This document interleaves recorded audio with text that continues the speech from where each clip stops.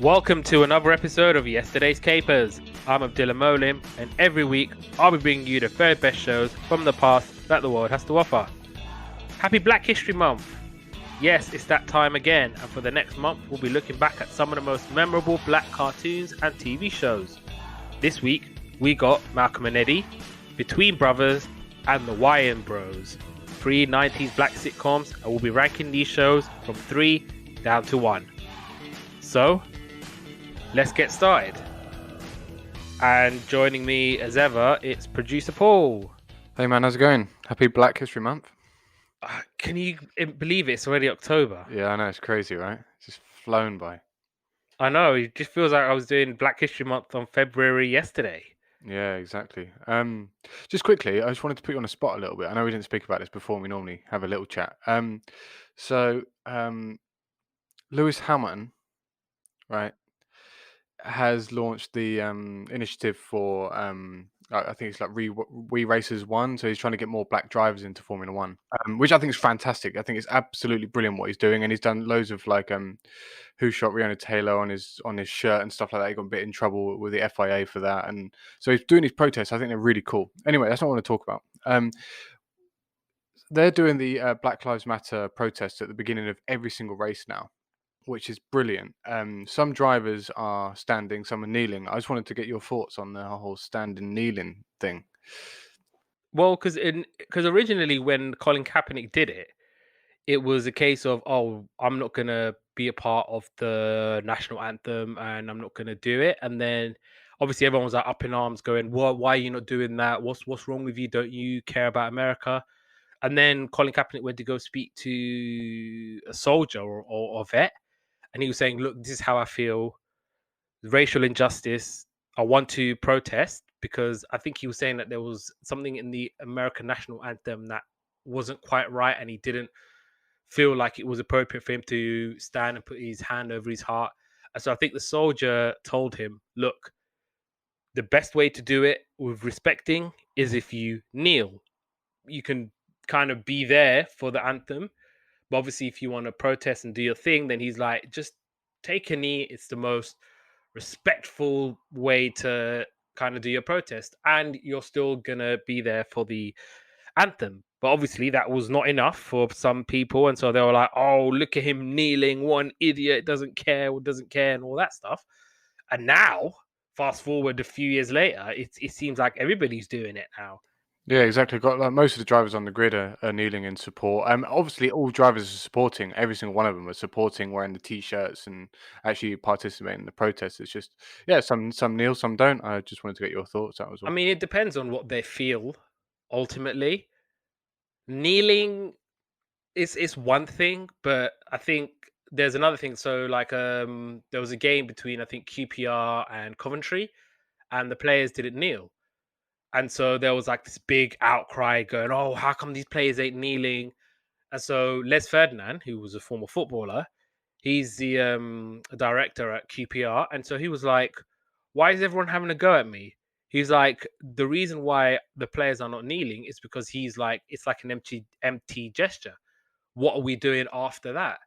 And he was kind of comparing it with the NHS clapping, clap for carers. He was like, yeah, we were doing it, but after a while we stopped doing it. It doesn't mean we don't care for the NHS. Don't mean we don't appreciate them.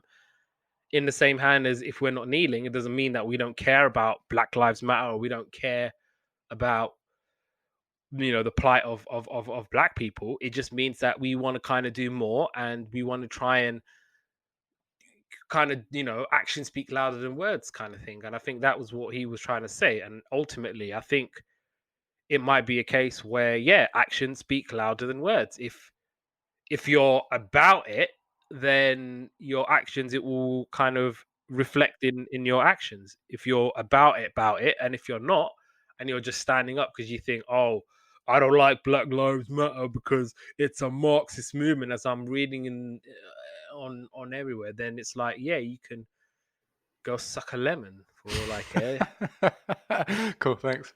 So it's I think that's that. And yeah, obviously for newer listeners, because obviously we're getting new listeners all the time, In the months of October and February, we will be concentrating solely on Black TV shows and Black cartoons for Black History Month.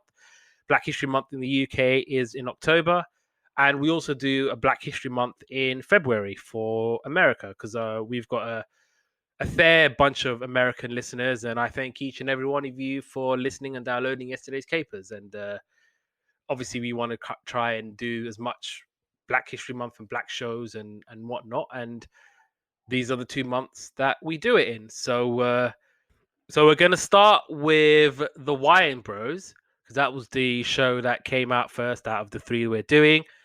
And it came out in January 1995. And some of the things happening in the world. The World Trade Organization is established to replace the General Agreement on Tariffs and Trade. Austria, Finland, and Sweden join the European Union. The murder trial against O.J. Simpson begins in LA. House Guest was in the cinemas. And Here Comes the Hot Stepper by Ini Kamoze was in the charts, or Ini Kamoze, however way you want to say it. So the Wayans Bros. So this was a American sitcom TV series starring real life brothers Sean and Marlon Wayans. And yeah, so it stars them as being Sean and Marlon Williams and their brothers who live in an apartment on the 117th Street in Harlem. Sean owns a local newsstand, and he and his brother Marlon work there on a daily basis. And in the second season, the newsstand and Pop's Joint, which was the restaurant that was owned by their father, John Williams, or Pops, it was moved downtown to the fictional Niedermeyer building in the Rockefeller Center. And the show's official title, which was probably the best thing about this show, was Electric Relaxation by A Tribe Called Quest. Absolutely love that group. They're incredible. And yeah, so it kind of starts off with them in their normal clothes and they're trying to help an old woman who gets hit by a bus. And yeah, it shows the brothers inside the bus with the title of the show underneath. Obviously, it starts with them wearing like stereotypical 1970s clothes, and they're supposed to be doing like a satirical thing of like 1970s urban sitcom, and then it kind of transitions into the Electric Relaxation. As I said, some of the characters, so there's Sean, Marlon, John, and Deirdre. And just a quick thing about the Wayans family, because they're quite a big thing in terms of like comedy and whatnot. So obviously, yeah, they're American show business comedian family. The members include Shantae Wayans, Damon Wayans Sr., Kim Wayans, Marlon Wayans, Damon Wayans, and Keenan Wayans, and Sean Wayans. And some of their most famous works include the Scary Movie film series, the Wayans Bros, obviously, In Living Color, White Chicks, My Wife and Kids, and Little Man. That's a pretty damn good TV. I don't know about that, but we'll get into that now. So, what did you think of this show and maybe the Wayans in general? So this show was just like a kind of like generic like sitcom, American sitcom at the time kind of thing going on with its like it's almost like watching a play, isn't it? It's like you can almost see the side of the set not being there, and all the cameras and the crew on the other side of it, and it's I don't know, man. It was okay. It has a couple of redeeming factors. First of all, Pops. I love Pops. I loved the fact that they were watching Dumb and Dumber in the first scene of the first thing. That we walk in and they're watching Dumb and Dumber, which is probably my favorite movie in terms of like comedy movies. Probably my favorite movie. I could watch it 100 times and still not get bored. Yeah, that was just 2 redeeming factors. I mean, okay. So the Wayans have a very certain style of comedy. It's very apparent when I watch this. It's very apparent when I watch My Wife and Kids. and all of their films, they just have this certain style, and it's not for me. It really isn't. And some of it, I kind of find it borderline cringe with their comedy because they'll go over the top with it. They'll overact, like almost like Will Smith style overacting. And it's like, I mean, maybe if I was watching this in '95, this would have been hilarious. This is so funny. But I never really understood why a lot of people loved My Wife and Kids. I mean, I thought it was at best, at best, I thought it was a pretty average show. Yeah, see, I liked My Wife and Kids, and there were moments in this. Like, one thing you got to say about it, it's very clean, it's very easy to watch, and it's very like, and it's not. Do you know, like sometimes you get comedies and you'd be like, oh, that was a bit much, or too close to the line, or something like that. If you want something straight down the middle of the road, like this is the one, and it was very easy to watch, and the episodes are like seem fairly quick. I didn't hate this by any means. Um, but like I said, it was very much like, I think you kind of like My Wife and Kids, and when you said that, I was like, okay, yeah, I can kind of see, because it is a kind of, they're acting to the audience that are there rather than to the audience at home. That's what I feel like, anyway. Yeah, yeah, yeah. Yeah, I see what you mean. I know what you're talking about in terms of pops, like John Witherspoon. He's like a great actor. He's like legendary. He's like OG, OG. I think he passed away last year. He was also in the Boondocks as the granddad. Oh, really? That's him, yeah. But no, like John Witherspoon, he's just he's great. He's really really great. I did, yeah. There were a couple of bits where I thought, haha, this is actually quite funny, and there was we'll talk about it in terms of episodes, but like even like when Roy Jones Jr. was like guest starring, like he was Yeah, I think we watched the same episode. yeah, he couldn't keep a straight face. You could tell he just looked like he wanted to laugh so badly. So I mean, it was kind of, it was okay in that sense. So let's go right into episodes. I know the first one was Goop. Here it is. That's the pilot, I believe. Oh, okay. So I watched one about when they're moving house, that they move out, which I thought was episode one.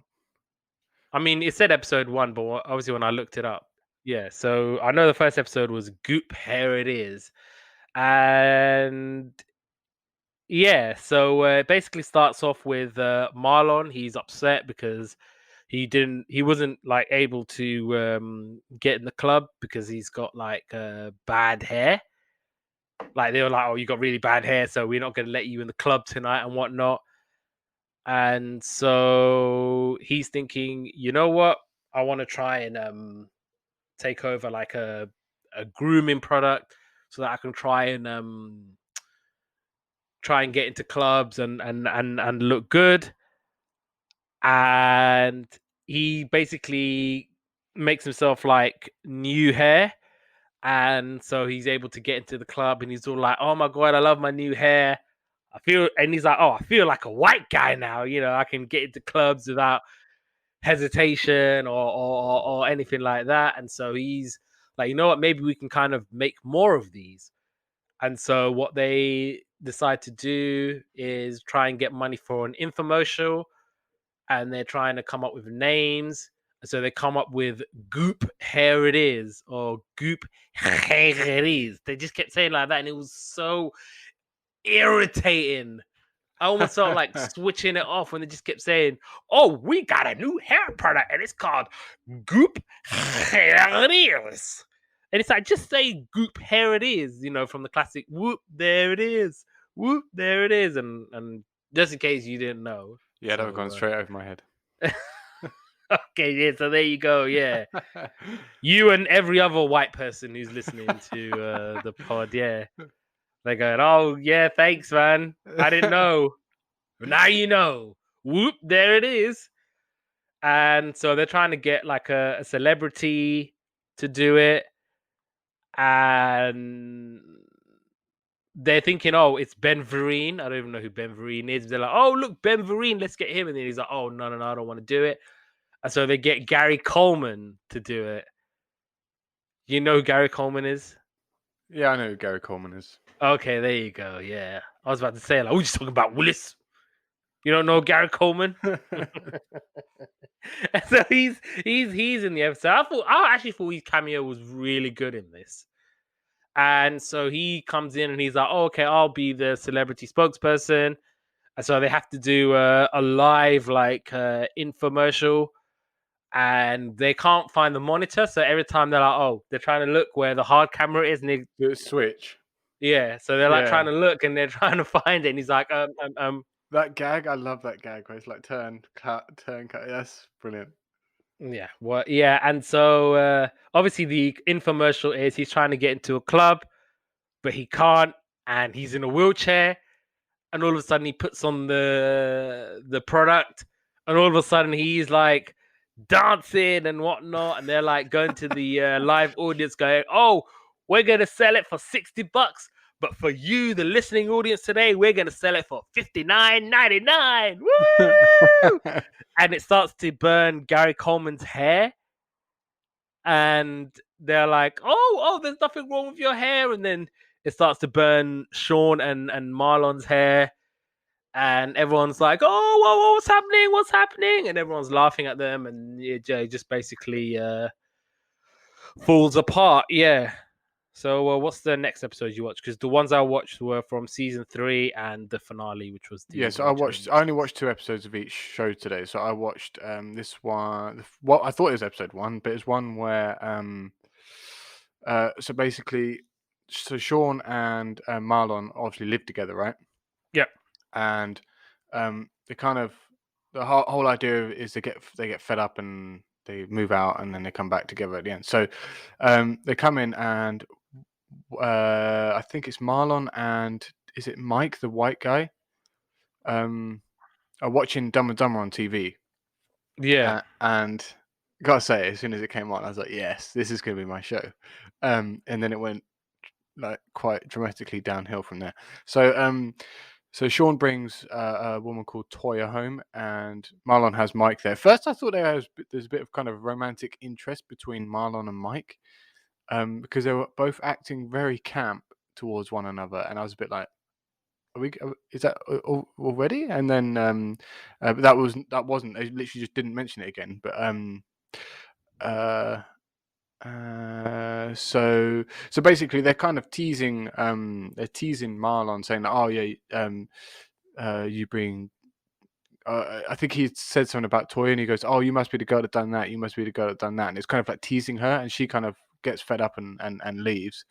And then basically, and then Sean gets the hump and says, "Right, you got to go, but you can." And then when Marlon leaves, he goes, "All right, I'm going to go, but can I keep my job?"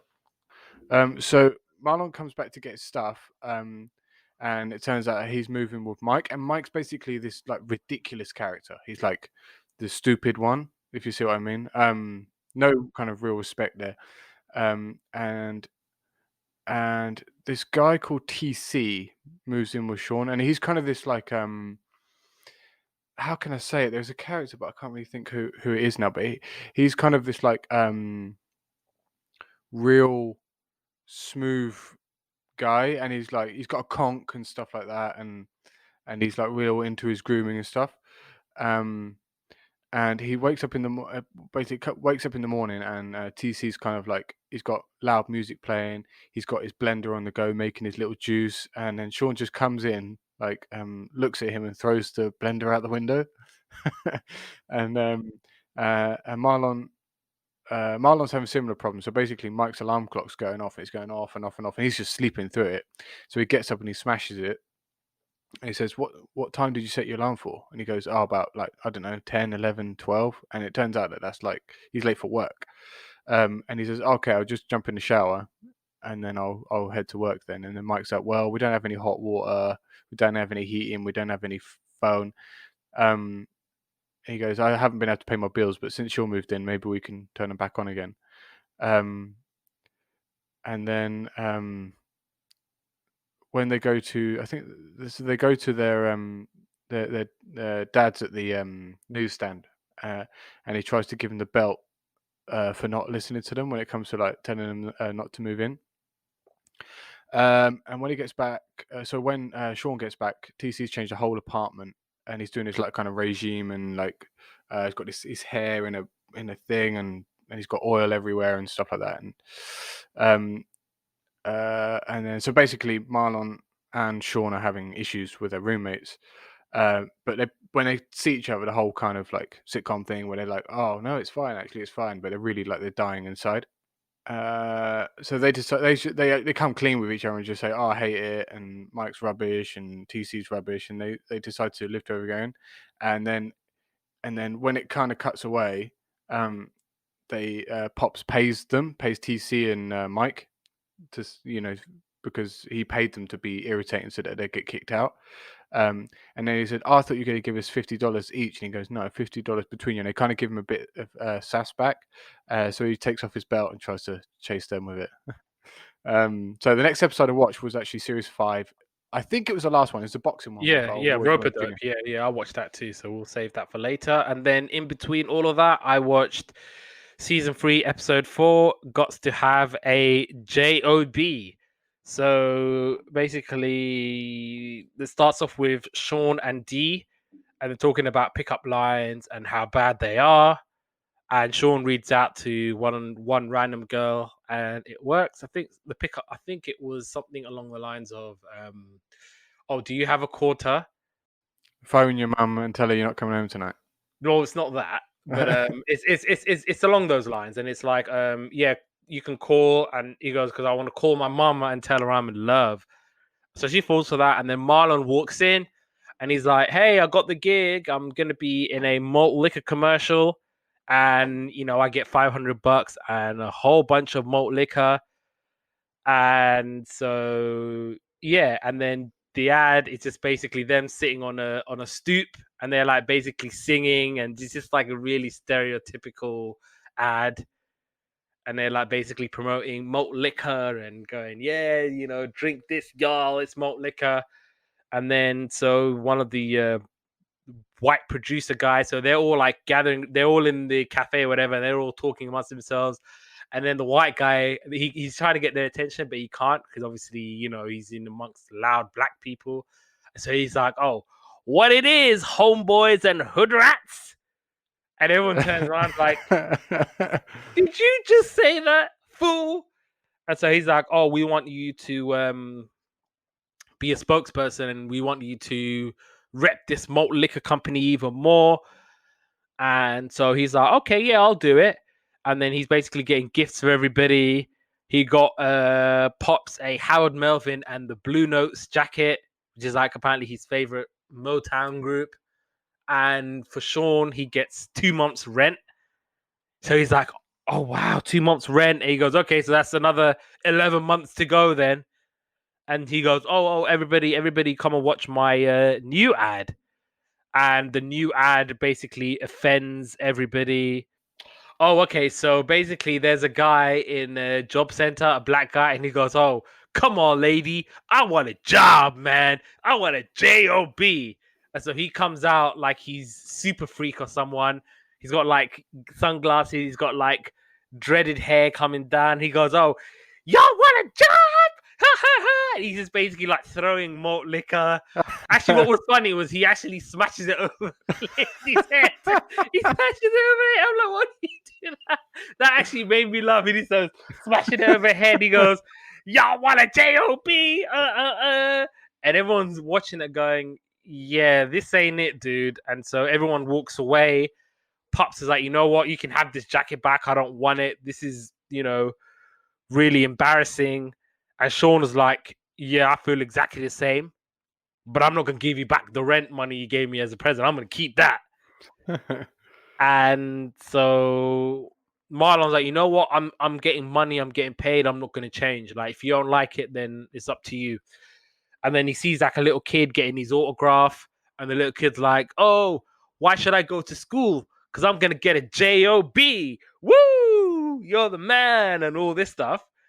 And so he realizes, okay, look, maybe this is a bad influence. And the white guy comes along and he's like, "Oh, we're going to change the commercial and we're going to do all this and this and this." And Sean comes with him, and he's like, "Oh, I bet you there's gonna be a pimp on the stage." And you just see like this guy like with a purple jacket and a hat walking with his little stick, and it's like, "Oh my god, it's the typical." And he's like, "Oh," and he's got hot wings and Oh all this god. stuff. And so he's like, and then obviously Sean's like, "So what exactly?" He goes, "Oh, so why don't you try and aim this commercial for other people, like other audiences, so like people who are in big cities, in offices and whatnot." And so the white guy is like, "Oh, so this commercial, it's for, inner city, 20 something, beeper wearers, members of the urban fraternal organizations." And so Marlon's like, "You know what? I'm not going to do this. This is rubbish." But obviously the white guy's like, "You sign a contract, so you're mine, N word." And obviously you didn't say that, but I was gonna say, whoa. I whoa, said you that. I took a think this turn for is the worst. this is clean Whoa. down the middle, and Yeah. But no, and then obviously Marlon and Sean are like, "You know what? If these guys want stereotype, then we're gonna give them stereotype." And so they just basically act the fool in the advert, and they just pour all the drink all over the white executive guy. I didn't even get his name. And then he comes back and he's like, and then obviously Marlon as a joke is going, "Oh, you know what? I might do a new ad called Kunta Cola." And he's like, "It's so good, it's gonna chop your leg off." And he's like hopping around. Okay, I mean, this episode was actually kind of funny. Okay, whatever. And yeah, the last episode, Rope-a-Dope. You're the boxing fan, so you can take away this one. yeah, I really enjoyed this one actually. So there's a bit you're gonna have to fill in the gaps for me because I got confused at one part. So anyway, so it starts off and he's in this kind of like little restaurant, and Pops is going through all this boxing stuff, and his stuff is literally gonna be like would be worth millions of pounds. It's really funny though because it starts off he's like, "I got a boxing glove from someone," like, and then he's like, "I got Muhammad Ali's shorts signed by him," and then he's like, "I got Leon Spinks's toothbrush." and he's like, "Oh, what's this?" And he's so whose oxygen mask is this? And he's like, and he goes, "Oh, that's I can't remember the George boxer, man." Foreman's cup, I think it He was. goes, "Yeah, Yeah. George Foreman's athletic cup," and he's like, Oh.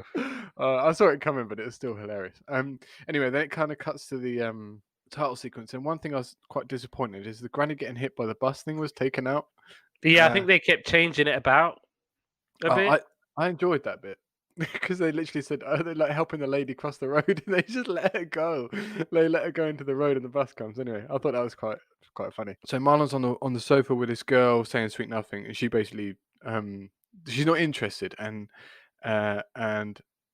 she says, "Oh, did you say you these is boxing things?" And he goes, "Oh yeah, I've been boxing since I was since I was a kid or something." He goes, "When I was born, the doctor smacked my backside, and I turned around and punched him straight in the face." um, and then he says, "Oh, I'll give you a boxing lesson. Stick on the boxing glove." And then he says, "Right, you can hit me anywhere." And then she punches him in the stomach, and he just goes down. And he went down like is it Kong Song on with Josh Taylor over the weekend? Did you see that? He got he got hit and basically like who knows what actually happened, but it looked very much like he took a dive. Anyway, so and basically the dad he's giving him the boxing stuff, and they say, "Oh, brilliant! We'll auction this stuff off and we'll make loads of money." And they go into the auction, and the auctioneers like calling them like riffraff and gangbangers and stuff like that. They happen to be at that moment the only black men in the room, from what I understood. And then in walks Roy Jones Jr. And he's bidding on this boxing stuff. And they basically bid him up to like 10 grand. Um, and they're like, and then so it cuts back to the restaurant, and they look really chuffed with themselves. They walk in with like big leather jackets and stuff like this, they sit down, and Pops comes over, and they said, "Oh, like we bought you these shoes, and these are kind of these platform shoes." And they said, "Oh, when you press this button, and it kind of it plays like a hot chocolate." And like Pops looks like super pleased with them, and I would be, to be fair. That was quite cool. And then he says that, "How did you get the money?" And he said, "Oh, we sold that thing for money, and he gets really annoyed because then he goes through like, oh, your granddad spent like 5 hours in the snow waiting for that, and he says you sold it for $1, and he gets really annoyed. So they feel pretty bad, and they have to go back and get back the memorabilia. So they sneak into, this is the most stupid part of the whole thing. So they sneak into the boxing gym where Roy Jones Jr. is, and they're kind of pretending to be Mexican. So Yeah, I thought this was quite cringe. it was a bit stupid. I mean, it was making me laugh when they were like uno, dos, tres, cuatro, and they're like kind of on the speed bag. So I did enjoy that part. But yeah, overall the scene was really stupid. And basically, he chucks a bag down at the beginning when he walks in, and when he walks out, he picks up a bag. But then you see there's two bags there, and he's like, that's not his bag. And then they see later on TV that Roy Jones Jr. can't concentrate on the fight because he's had his bag stolen with all his stuff in it. And they call the number on the TV appeal thing, and they say, "Oh, we've got your bag. Meet us at this place."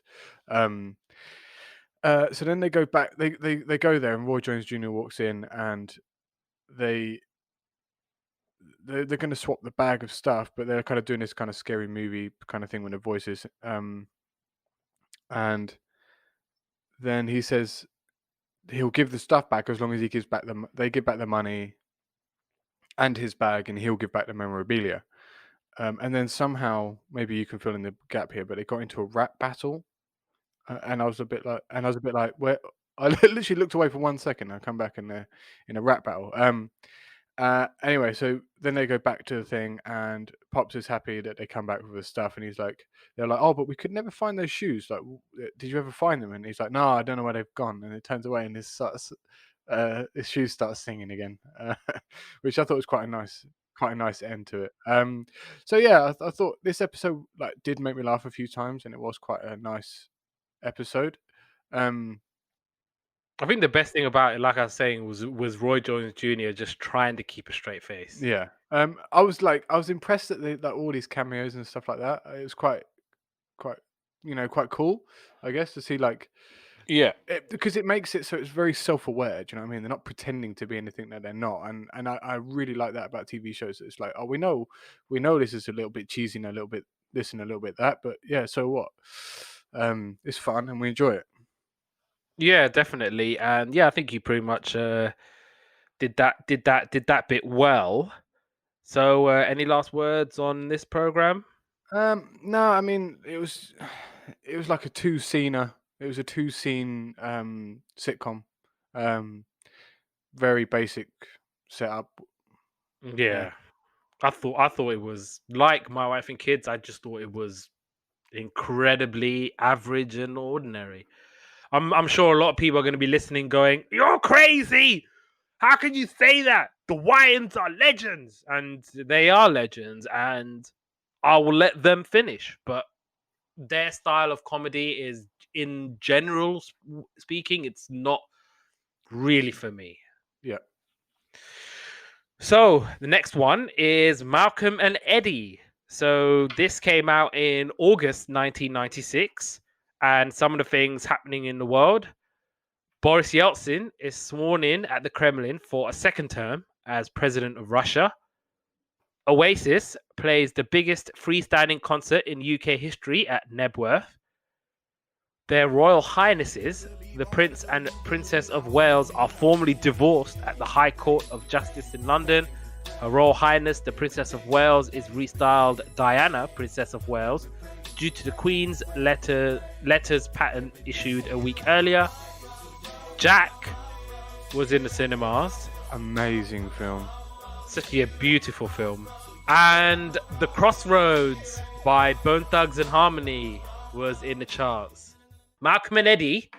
So this was an American sitcom that starred Malcolm Jamal Warner and Eddie Griffin. And the program was produced by Jeff Franklin Productions in association with TriStar Television and then Columbia TriStar Television in its final season. It stars Malcolm McGee, who is a responsible and sensible 20-something who ends up sharing an apartment and a business venture with relentlessly enthusiastic tow truck owner Eddie Sherman. in Kansas City, Missouri. And Eddie's a fast talker with outlandish, frenetic energy.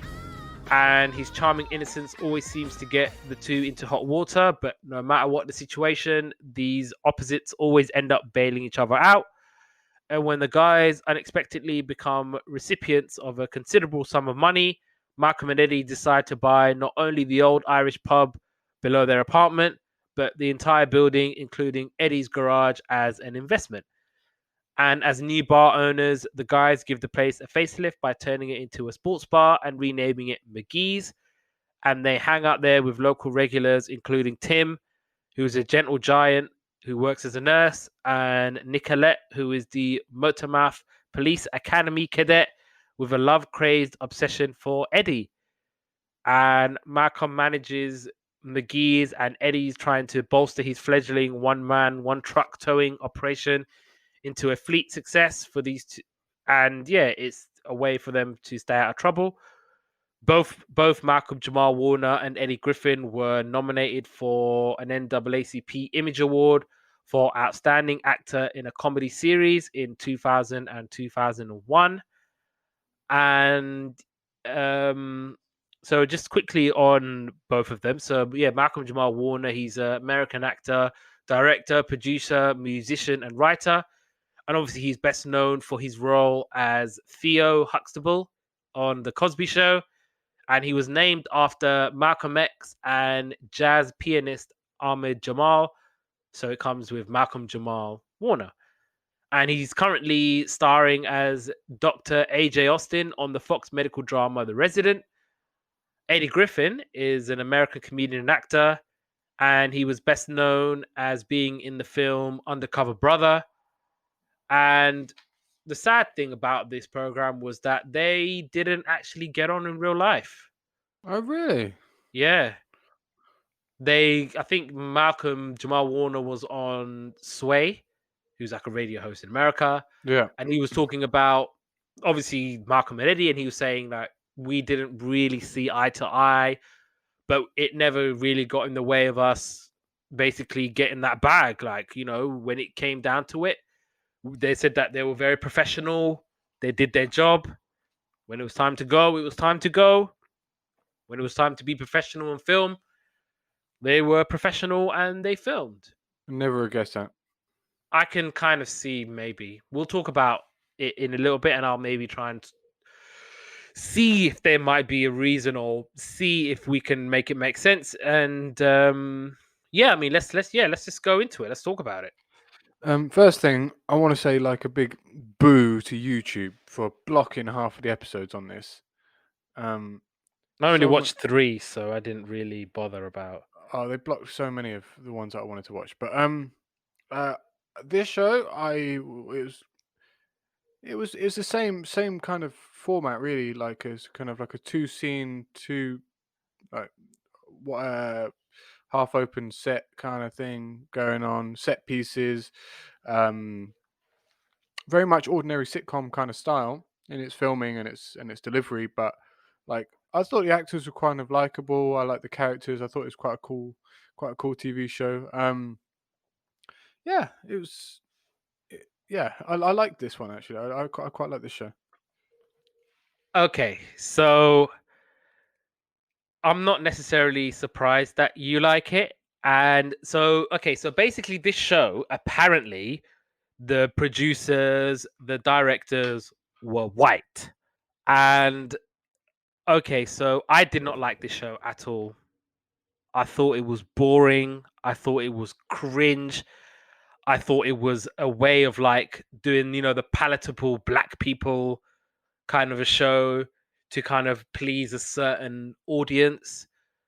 Obviously, it's set in Kansas. I mean, obviously, I'm not an expert of America, but I don't know a lot of black people from Kansas. Is that where Dorothy's from? I don't know. What are you asking me that for?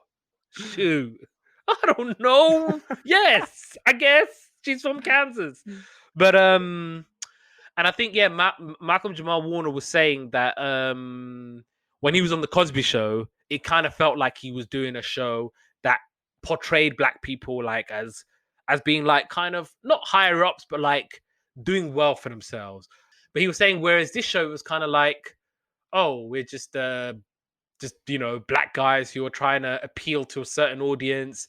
It didn't kind of feel right. The vibe of the show didn't feel right. So I'm thinking maybe in that sense, he was thinking, oh, I'm gonna walk into another Cosby role. I'm gonna be another version of Theo Huxtable, and everyone's gonna love me, and everyone's gonna love the show. But yeah, I mean, it when I read that it was show that was done by white people, I can kind of see it. Like I can tell. You can. It's one of those small things that you can tell, and I just thought, yeah, some of the stuff wasn't particularly funny. Again, it was one that was cringe at times. Like I was watching the pilot and he's just basically dancing about, and I was just like, please make it stop. Please, God, make it stop. It was one of those. I didn't click with this. I didn't click with the show. See, I definitely clicked with it more than you, and going by what you read, that's exactly why I don't read the thing and wait for it. Um, but yeah, I mean, this show, I mean, I don't want to get into the who won and who didn't win um thing just yet, but I mean, yeah, I mean, I watched, like I said, I only watched a couple of episodes, so I didn't get a real feel for the show, but certainly like you know, an inkling into the kind of premise. But again, it's that standard sitcom style. Like it's very like there's not much to like. There's not much to not like about it. It's just very average in its delivery. It's not going. It's not out there in or in there. If you see what I mean. Yeah, yeah, yeah, definitely. But yeah, I mean, let's go into episodes. And I know, did you watch the pilot or No, I couldn't because it was blocked. I watched the pilot? No, so it was blocked for me. So I couldn't watch it. I watched episode season 2, episode 4, and season 2, episode 19. I kind of figured that it was one of those shows where you could dip in and out of, and it wouldn't matter. And certainly by the 2 episodes I watched, it didn't matter. Okay, yeah. So I watched the pilot on YouTube because I did find it, and so okay, so yeah, so Malcolm is interested in a sports gig at the radio station, and so we kind of see that Malcolm doesn't like living with Eddie because Eddie's really really annoying, and you can kind of see in that kind of scene where Eddie's just doing these stupid little dance, and you're just like, oh my god, make it stop! It's not funny, please, I beg. And so Malcolm's trying to do an audition tape for the job, but like Eddie's just being really annoying, and he's like, "Oh, let me fix the TV," and Malcolm's like, "There's nothing wrong with the TV," and so he's like banging on the TV, banging it, and then the TV stops working, and Malcolm's like, "What am I supposed to do?" And so Eddie's like, "You know what? Let's go to this seminar. We can win a free TV." So it's Bill Fontaine. He's doing a seminar, and you can win a TV, whatever. And so they go to the seminar, and so he's like, "Okay, fine, I'll come with you to the seminar." And then he's just like, "Yeah, Eddie senses a scam because there's like a $10 signing on fee, and I don't think you win a TV because that was the law. You get to win a TV." And then Eddie ends up delivering the seminar, and he's like, "Oh, if you guys want to be successful in the '90s, buy a tow truck." Because obviously that's what he does and that's what he drives. And then in the end, you kind of see like Malcolm gets a TV, but he's like a portable TV, and he doesn't really know who's playing, and he ends up not getting the job. And the next episode I watched was episode 19. So I think you've watched 2 before me, haven't you? Yeah, so I watched series 2, episode 4, and series 2, episode 19. So Tim comes into the bar, and he's got 2 kids with him. I think they're his nephews, and they're saying that I bet they look just like him, and they're just as big as him. They're 2 quite enormous kids. And he has to give to talk to the nephews because they're getting to that teenage kind of age, and he's got to give them the kind of birds and the bees talk. Um, and then Malcolm I think there's like a woman coming in for a waitress job, and he sees her and like she's just like pretty woman, and he's basically just says to her straight out, "Oh, you got the job. Oh, by the way, do you want to have dinner with me?" Definitely not today's kind of time TV show. So Eddie's talking to himself in a mirror for some reason. I don't know why I wrote that. Um, Malcolm brings his sister in, and she's gay. It wasn't really okay. It was kind of relevant. And Tim leaves his nephew with Eddie and Colette, and Malcolm has to interview the lady that came in. This is kind of back and literally cut back to them, cut back to them, cut back to them. So this is why it's all kind of my notes are a little bit all over the place. Eddie's having a hard time with the kids, and when Malcolm comes back, his sister and the new waitress are talking, and then it kind of starts off this whole like she's thinks she's interested in her, and he thinks she's interested in him. Um, Tim gets back and he starts giving the talk to the kids, and they have kind of dates in the bar already. The little boys do, not little boys, they're like, 15, whatever. And then Brenda, the woman, comes over to Malcolm's house to make to have dinner, and his sister Mara has made lasagna, and and then Eddie's there, and he just gets fed up with this kind of like, who's she interested in? And he goes, "Hey, listen, I just want to know, are you interested in him or are you interested in her?" And then she says, "Oh, I'm not interested in any of them. I'm interested in you, Eddie." And then she agrees to go on a lunch date with him, and Malcolm has to do the washing up. And that was the end of that episode. Kind of like a, you know, is she, isn't she kind of thing going on, the kids thing going on. But yeah, very very basic episode. Chronologically, I actually watched the second, so and the first episode I watched was a lot better than that. So episode 19 was the slender arm of the law. So I think it starts with Malcolm. He gets a ticket for a broken tail light, and yeah, so there's a man there. So I believe that man is Rusty, and he's talking people away from the bar, talking about some nonsense about him being a retired driver. And so Eddie gives Rusty a job at his garage, and Malcolm wants Rusty to be part of this celebrity seminar called the Kansas Cars Club. Yeah, because he's a NASCAR driver. Yeah, and then Nicolette finds out that Rusty's an escaped. He was in a mental institution and he escaped from there, and his real name is Carl Shavers. And Eddie and Malcolm are hiding Rusty, and they're trying to help him. Obviously, Malcolm's like, I want to make sure he does the seminar and I get my money, kind of thing. And Tim, he's trying to help, so he's like the big guy who's like a nurse. And Malcolm's plan is that people will see Rusty one-on-one and not bring him to the bar. And Nicolette, she's snooping around and she somehow finds him in the basement. And Rusty, I think he's doing a speech, but he ends up going completely south. And then, as a joke, ha ha ha, I think the kind of people in the white coats are taking Malcolm away because they think, oh, he's crazy. Take him away. And yeah, that was all my notes. Did I miss Yeah, anything? no, it's pretty much it. Apart from, did you mention that when Rusty gives his seminar, he gives like a "Rise Up Black People" speech? Oh yeah, that was what the speech was about. Yeah, then there's like, yeah, okay, take him away, kind of thing.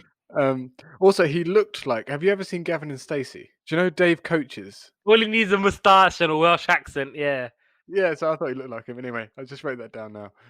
Yeah, that's all my notes for that episode. I actually enjoyed that episode though. I thought that was like, it was certainly better than the other one. I guess whatever. Meh. Okay, so I watched season 4, episode 14, Bullets Over Kansas City. Now, I read that this had been nominated for an award. I don't know if they'd won or not. Looked like they might have done. And I was quite thinking, you know what? I'm going to give this program one last chance. This seems like a really interesting episode with an interesting title. I thought this was going to be the one that's going to blow the case wide open. And it didn't. Oh my god, what a disappointment. So Nicolette is writing a play and it's set in the 1920s. And the kind of the backdrop scene is that Maya offers Eddie a job as a general manager of her Club Misdemeanor. She's offering 80K a year and a company car. And so he's kind of mulling it over because he's thinking, oh, Maya, she's a complete and utter wrong'un. But obviously 80K is nothing to mess with. And so he's thinking it over, and then it goes into a dream sequence, and they're set in the 1920s. And so it's set in a place called the White Gardenia, and Malcolm is kind of the guy who's in charge of this club.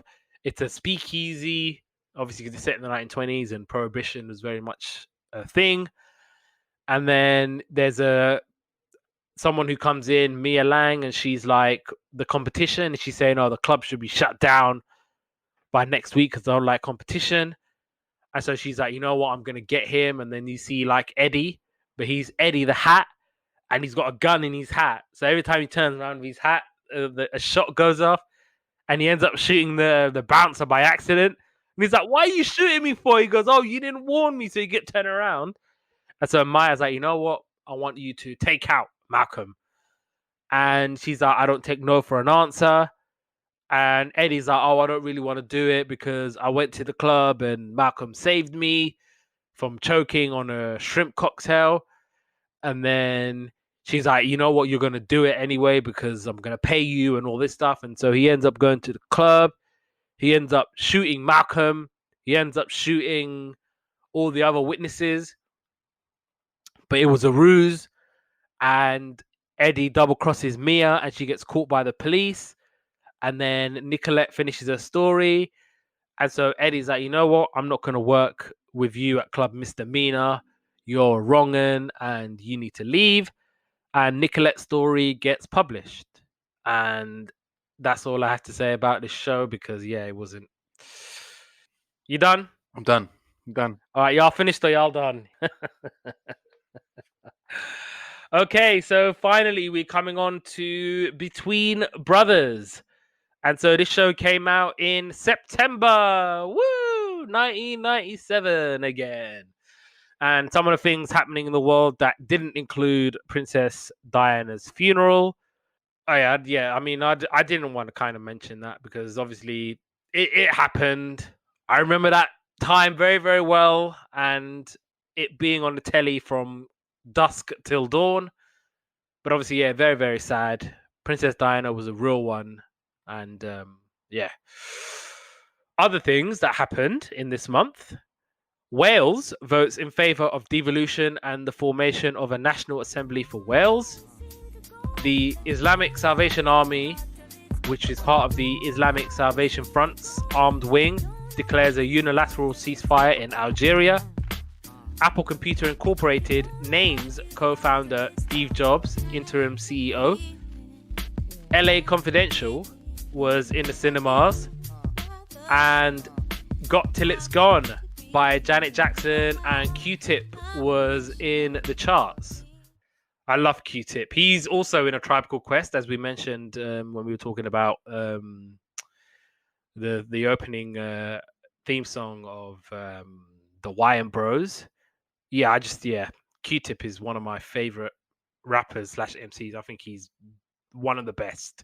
So Between Brothers. So this was a American sitcom centered on four middle-class African-American men in their late 20s living in Chicago. It's a buddy comedy about men sharing an apartment, and Charles and James, they're brothers. So you got Charles, who is the responsible older one, and he's a sports writer for the Chicago Examiner. And the irresponsible James, he sells real estate. Mitchell is the mooch, and he's a junior high school history teacher. And he just returned to the apartment after his second wife, Audrey, had thrown him out. Dusty is the short fellow with the loud clothes, and he had moved up from Indiana to take a job as a weekend TV weather guy on WEQT TV, channel 64. God, these American channels are so random. Like WSNM, Kansas or UBXY, St. Louis. So random.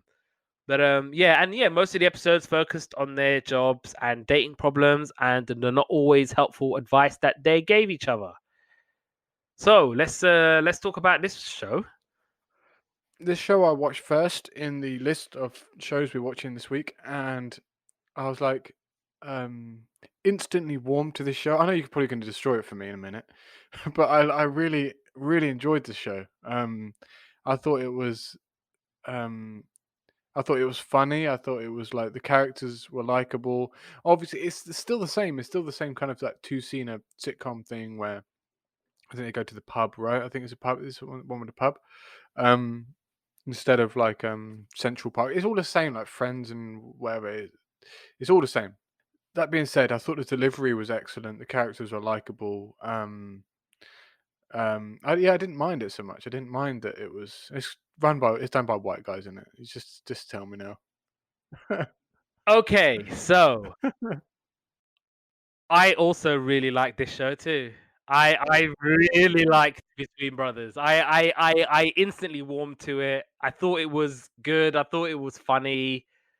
I don't think white guys did this show, but because they only got I think like 2 seasons and like it got cancelled like halfway, like not even episode 4 of like season 2. But no, I really liked it. I thought the episodes were that I watched were quite enjoyable. I thought the four of them kind of bounced off each other, really meshed well together, and yeah, I also like this. So I mean, it might be a spoiler as to what my favorite show of the week will be, and maybe even yours. But yeah, no, I really liked it, and it was kind of a really good insight into the '90s, really, because obviously, like they're my age now, and it's kind of like seeing how they are living life, and they're kind of going about life in their 30s, but in a completely different era, completely different time.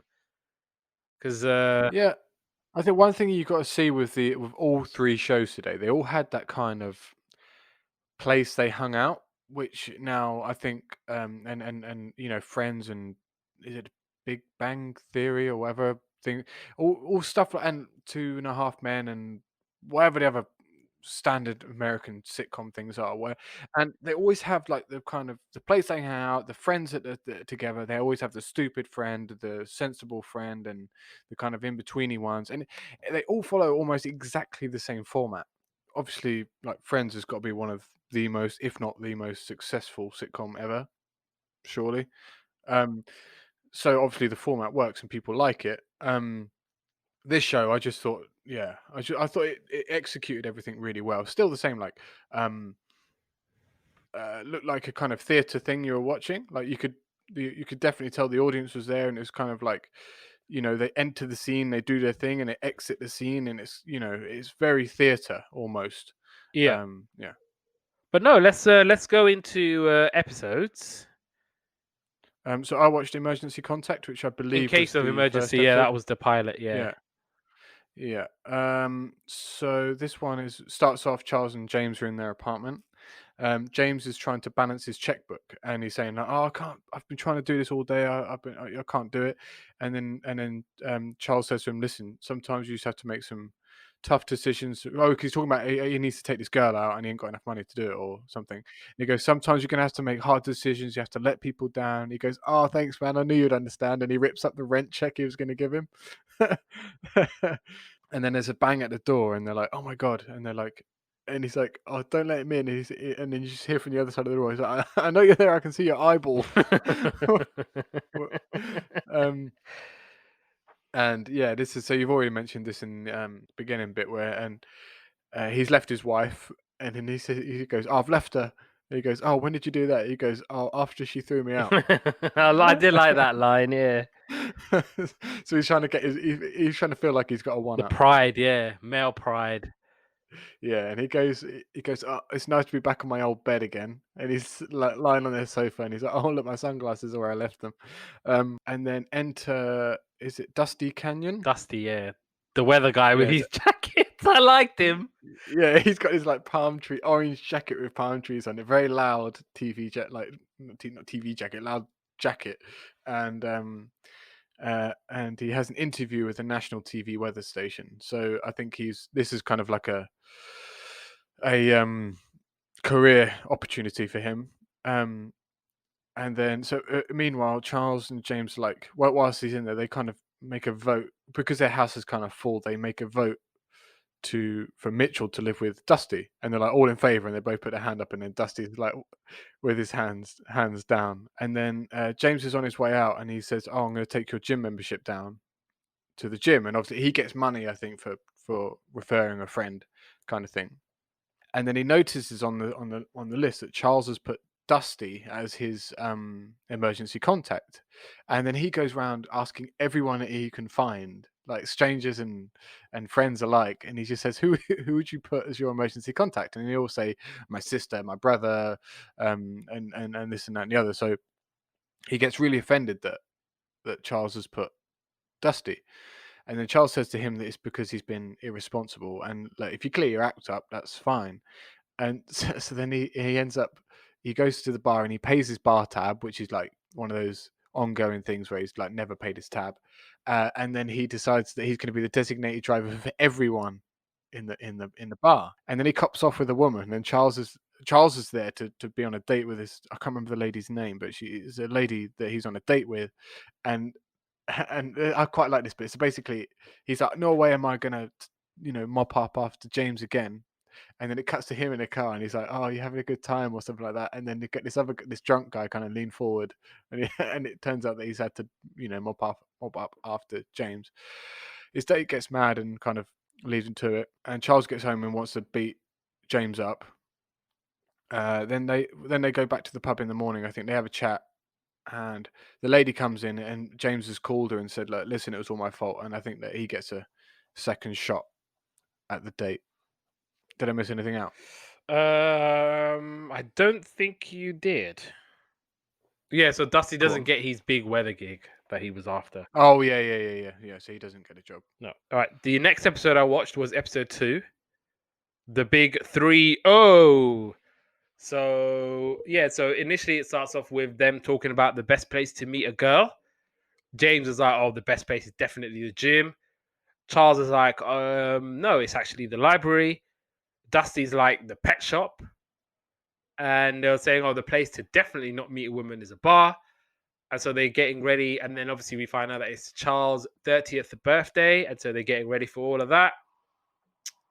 Dusty gets the jacket that he was after, but it's got like the whole tag of it and everything, and it appears that he just walked out of the shop with the jacket or whatever.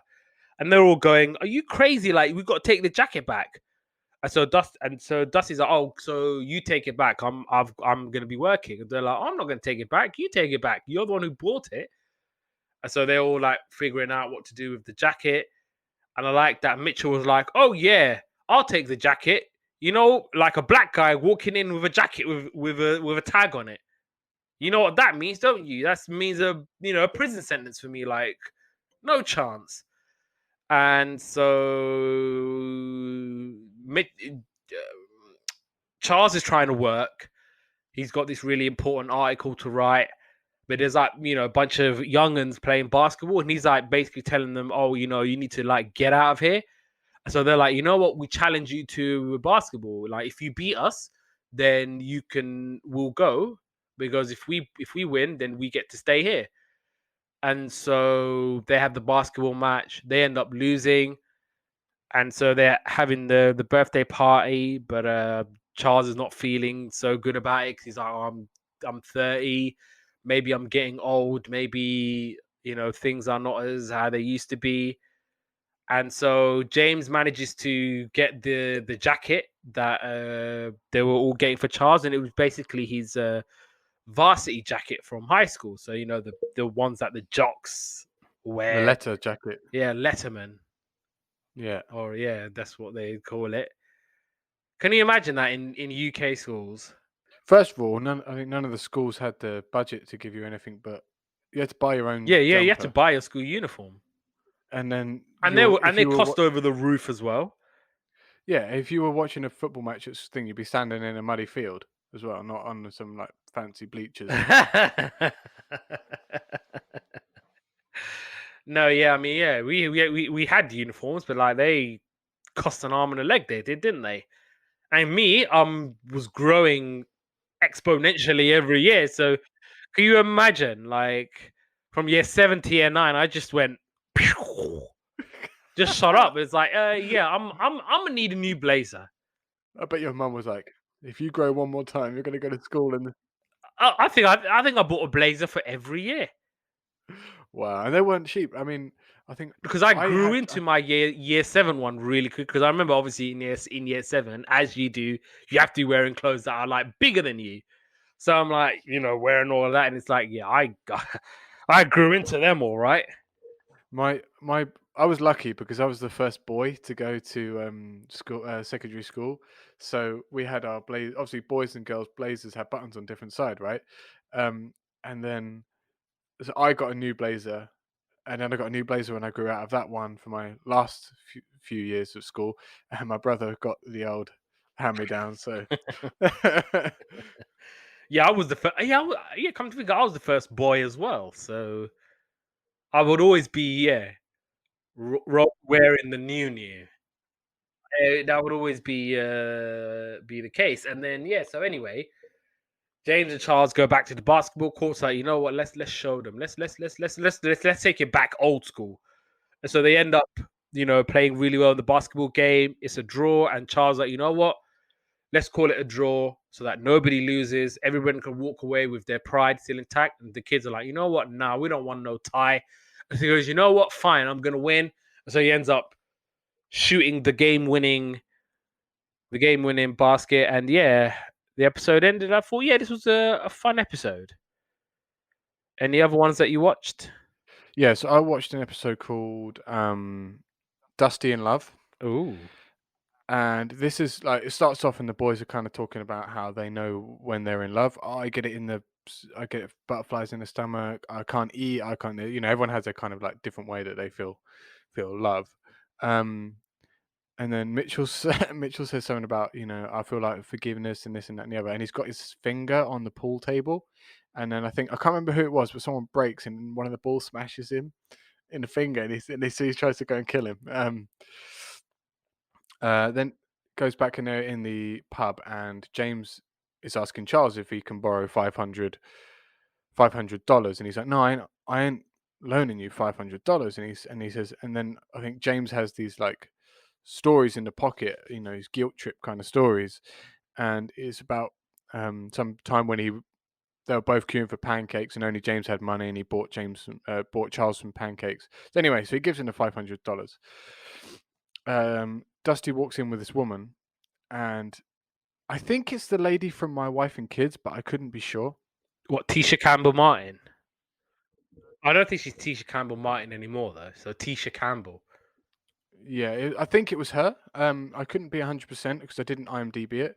Um, and they were doing this kind of lovey-dovey thing. Do you know the whole like really silly? Oh, I love you too. Oh my god, You and it's hang like, up. No, oh, you hang up. You hang up. yeah, No, yeah, you hang up. and and the boys are literally like, oh god, I wish you'd like shut up, kind of thing. And so basically, Dusty's loved up and she's loved up, and they're kind of like crazy about each other for this. And it's driving Mitchell crazy that they're loved up because obviously he lives there. And then he's there at Charles and James's house, and James walks through the door, and he's got this nice coat, and he's got these like shopping bags, and he goes, "Damn, I hit the mall hard today." And they're like, "I swear, if you spent that money I gave you on shopping," and he goes, "Oh yeah, that money I gave you," and he gives back his $500. He gives some rent money, and he's still got all of this stuff, and he's like, "Where did you get that money?" And it turns out he's investing in commodities, so he's actually like investing the money, like playing the stock market. Um, and then they're like, damn, you made all that money. And then so they Mitchell and Charles come in too on the investment. So he's like he's kind of their stockbroker. Anyway, so they go. They're at Dusty's house, and Daisy, Dusty's girlfriend, has cooked for them, and they're still kind of loved up, and is making the boys sick. And then Dusty proposes to Daisy, and she says yes. So they just, but it's really quick, and they're like, "I know I've only known you 2 weeks, but let's get married." And he's like, "Oh, when should we get married?" Because she's got to tell her folks. And then he's like, "Oh, I'm not doing anything on Tuesday." And then like, "Okay, let's get married on Tuesday." So Dusty gives her the jacket. I think, do you know there's just the palm trees jacket? It's kind of like a look how much I love you kind of thing. Um, and the boys basically are discouraging him from marrying her. Not that they don't want him to get married, but they're like, dude, this is too soon. We haven't, get to know her first kind of thing. Um, Meanwhile, the stocks are crashing and the boys are losing loads of money in the latest investment. Terry and Daisy are having a chat. I think Terry's the lady at the bar, right? And then the boys come in to interrogate her, and she kind of switches it on them because she knows everything about Dusty. And then, but all like little things: favorite movie, favorite color, this and that, favorite cloud formation. I think they do. 'Cause obviously he's a weather guy. So they get Like that. so they get married at Charles and James's place, and then Charles wants out of the investment, um, and James has been it turns out that James has been investing on dreams he's been having. So he's been having dreams about things, and he's been acting on investments and that. And Charles is a bit like, "What the hell? I want it out," kind of thing. Anyway, so on the grapevine, Dusty hears that this girl comes up to him and says, "Oh, it's so nice of you to move to Missouri for Daisy." And he's like, "What the hell? Like, I'm a weatherman here. I can't move." And he goes and speaks to Daisy, and it turns out that she does want him to move, and he wanted her to stay. That's where she's from, Missouri, and it kind of like she expected him to go. He wanted to stay. So they basically decide that they're not going to get married. It's not going to work. So literally just call it off there and then. Then I think it's like kind of the next day, James comes in to the pub with his investment money, and he gives Charles back his money, like his $100 or whatever he had left on the investment. Um, and then I think what's his name? Mitchell gets loads of money because he stayed on the investment, and then James just takes it off and he goes, "Oh yeah, by the way, you owe me rent from last time, you owe me phone bill from last time, you owe me this from last time I bought groceries." And basically, James still has no money at the end of it, but James gets it. Charles gets it. Yeah, and that's the end of that episode. God, that seemed like a pretty good episode. I just double checked. It was Tisha Campbell. It was Yep, it okay. was her. So that was a good spot from you. The last episode I watched was Kung Fu's. So basically, there's Mitchell's sister called May comes to visit, and so there's a man who's basically harassing her. And so Mitchell and Dusty are like, "Oh, we're gonna come and save you," but they end up getting like beaten up by this guy, and then May kind of like handles him and throws him outside. And like James is watching from the background. He's like, "Yeah, you guys are not men." And they're like, "We're not men.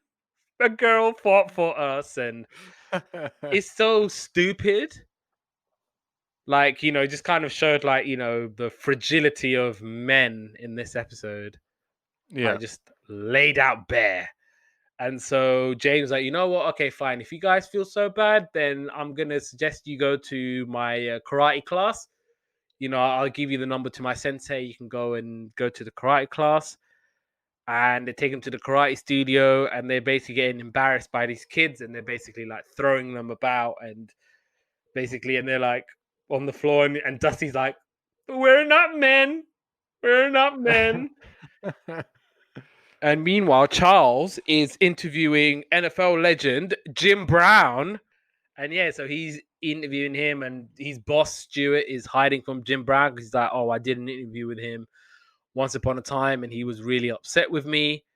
And obviously, Charles is like, "Oh, it's fine." So he's basically talking to Jim Brown, legendary Jim Brown. And so he writes an article about him saying, Jim Brown was a great running back, but he was a lousy blocker. And apparently he gets a call from Jim Brown. And so Stuart's like, "Oh, you done messed up now, boy. Like, why would you say that about Jim Brown?" And Jim Brown's calling him. and they're trying to and obviously Charles is like, oh, Jim Brown is not going to do anything to me. So he goes to his apartment, and the door has come falling down. And James was like, oh, I found this letter. And he says, oh, it's from Jim Brown. He's like, oh, you better come see me about what you wrote. We're gonna talk about it. And so Charles is getting nervous about all of that. And so May is in town, and she is basically hanging about, and she takes a liking to James, but James is not really interested. And so they have like a little basketball game. She beats James, and then James is like, okay, fine. What do you want? And she's like, oh, I want a date. And James was like, with me? And she goes, no, with your friend Anthony. And she's like, oh, I like him. And so hook me up. And so he's trying to set all that up. And then Jim Brown knocks on the door, and Charles is hiding in Stuart's office.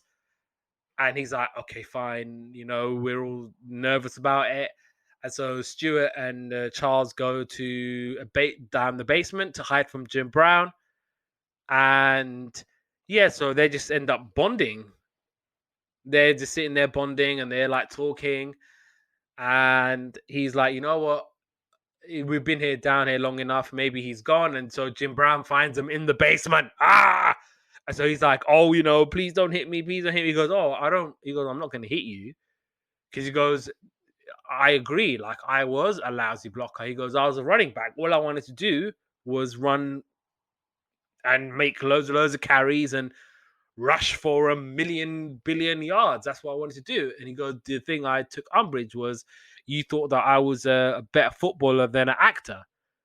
Apparently Jim Brown has starred in some stuff, and yeah, he was like, oh, I'm not a bad actor. I think I'm a pretty decent actor. And like Charles was like, not really.